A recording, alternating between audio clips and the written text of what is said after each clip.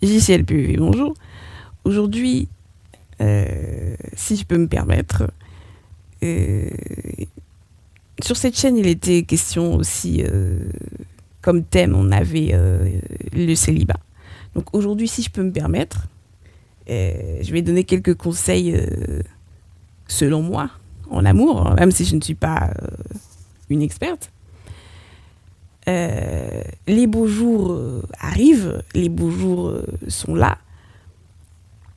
Et bien que on peut tomber amoureux à tout moment de l'année, euh, les beaux jours sont là. Bon, pour certains, voilà, ça donne envie d'être à deux. Donc, c'est ça. Parfois, nous, les chrétiens en amour, nous réfléchissons trop. Nous réfléchissons trop, nous nous posons trop de questions. Je me pose peut-être trop de questions.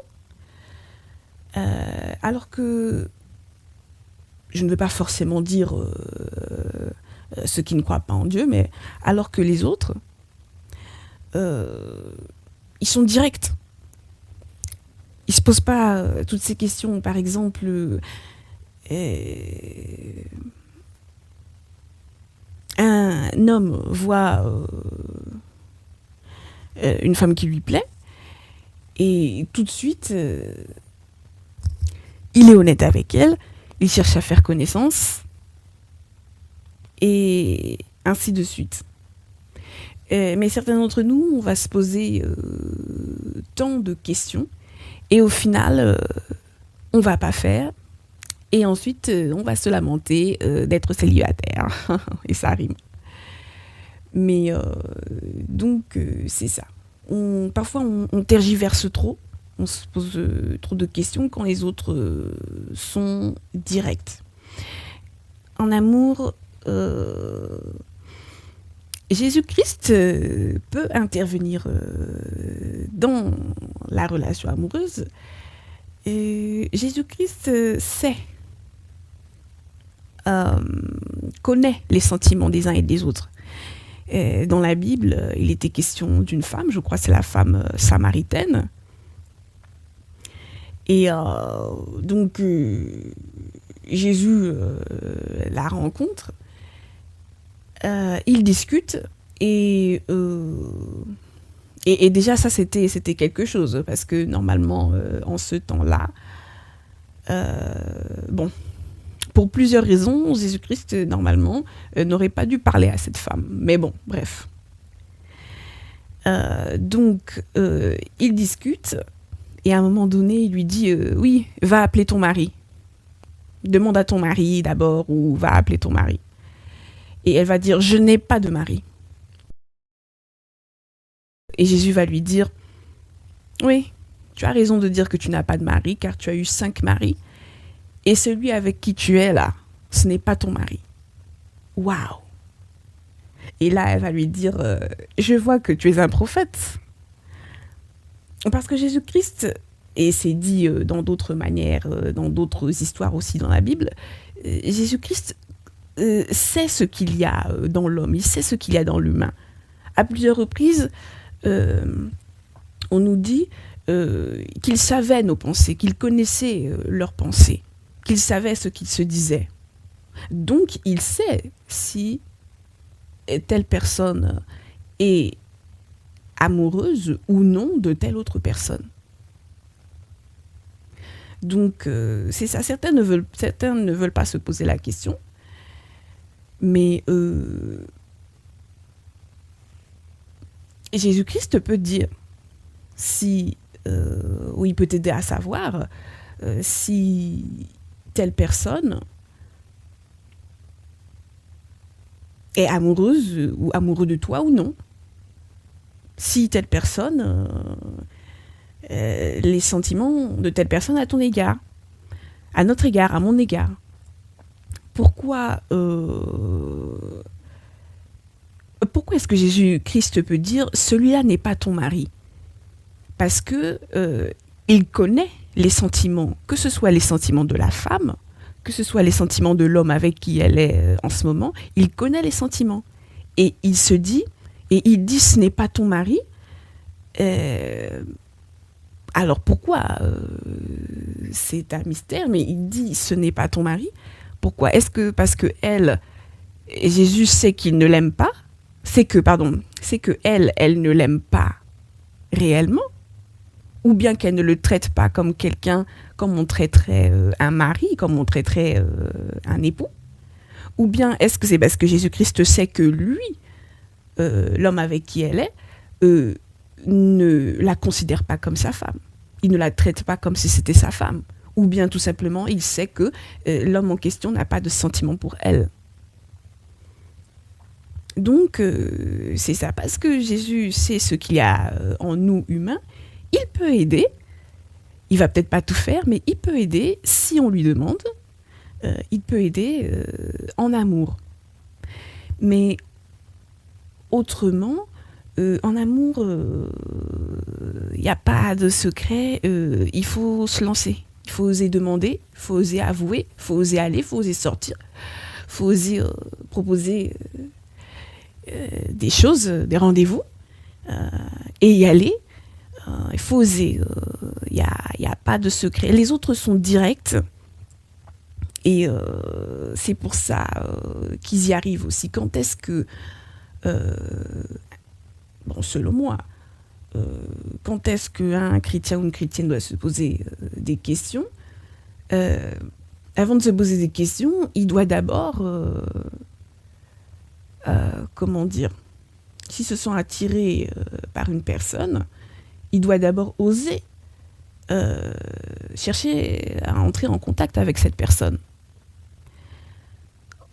Il doit oser d'abord parler sans engagement, bien sûr, dans un premier temps. Oser parler, oser faire connaissance sans engagement dans un premier temps. Déjà, avoir ça. Pourquoi? Parce que ce n'est pas une certitude de revoir la personne. Enfin, tout dépend si on est certain de revoir la personne ou si, au contraire, déjà rencontrer la personne si c'était déjà un petit peu hasardeux. Si les choses c'est arrivé par hasard, si c'est hasardeux, il n'y a pas le temps de se poser des questions. Lorsqu'on rencontre quelqu'un qu'on n'est pas sûr de le revoir ou de la revoir, il faut demander tout de suite, faut chercher tout de suite à rentrer en contact avec la personne pour la contacter ou le contacter plus tard.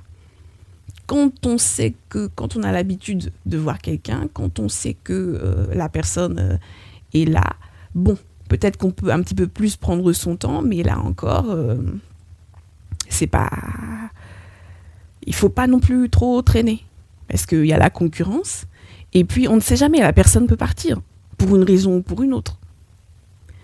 Donc, c'est ça. Parfois, certains d'entre nous, chrétiens, chrétiennes, frères et sœurs, nous nous posons trop de questions et du coup, ça marche pas. Cherche d'abord le contact et ensuite, pendant que vous êtes en contact, pendant que vous êtes en train de faire connaissance, et là, tu pries. Et tu demandes au Seigneur, cette personne avec qui je suis en train de faire connaissance, qui c'est? Est-ce qu'il m'aime bien? Est-ce qu'elle m'aime bien? Etc. Mais entre-temps, tu as déjà demandé le contact. Parce que tu n'es pas sûr de revoir la personne. Donc, et au moins déjà un contact, essayer de faire connaissance et tout ça. Et après, tu pries et pendant ce temps-là, tu pries pour en savoir un peu plus. Ensuite, soyons honnêtes. Il y a les relations intimes. Et dans le monde d'aujourd'hui est comme il est. Si certains d'entre nous, si tu ne te donnes pas dans certaines relations intimes après un certain temps, tu risques de ne pas intéresser la personne. Bon, après, ça dépend. Mais il faut savoir qu'il y a aussi cette réalité-là. Il faut aussi savoir qu'il y a cette réalité-là.